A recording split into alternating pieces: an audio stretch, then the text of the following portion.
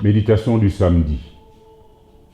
Bien-aimés dans le Christ, en cette veille de Pentecôte, l'Église, notre mère, nous présente l'Esprit du Seigneur déjà à l'œuvre dans la première communauté de croyants et du vivant même du Christ.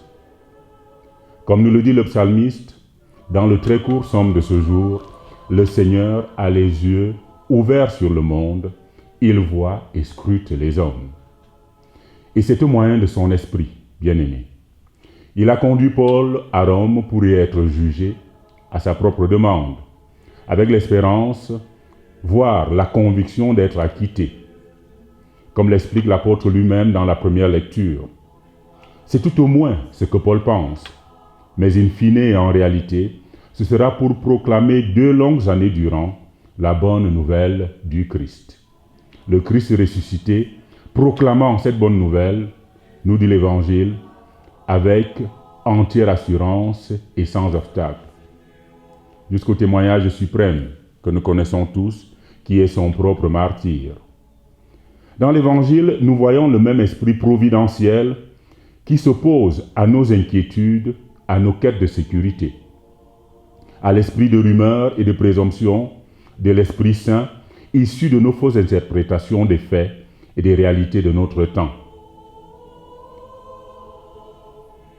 Il est rappelé à Pierre, et nous avec, qu'une seule chose importe, suivre le Seigneur.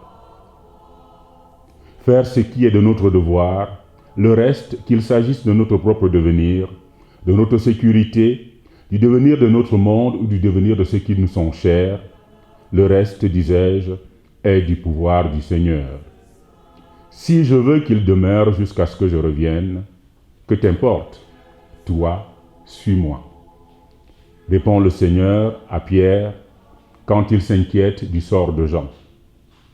Bien-aimés dans le Seigneur, dans un monde en ébullition, traumatisé, déboussolé par la pandémie de la grippe chinoise, nous sommes un peu comme Paul à Rome, déjà condamnés à mort par notre propre humanité, enchaînés par notre orgueil libertaire et nos obsessions scientistes. Comme Paul, nous sommes en quête de sursis, mais à l'opposé de l'apôtre, nous paraissons en désespoir de cause, parce que rien ne semble dans notre monde aujourd'hui forcer l'optimisme. Et pourtant, comme Paul, nous avons le Christ ressuscité.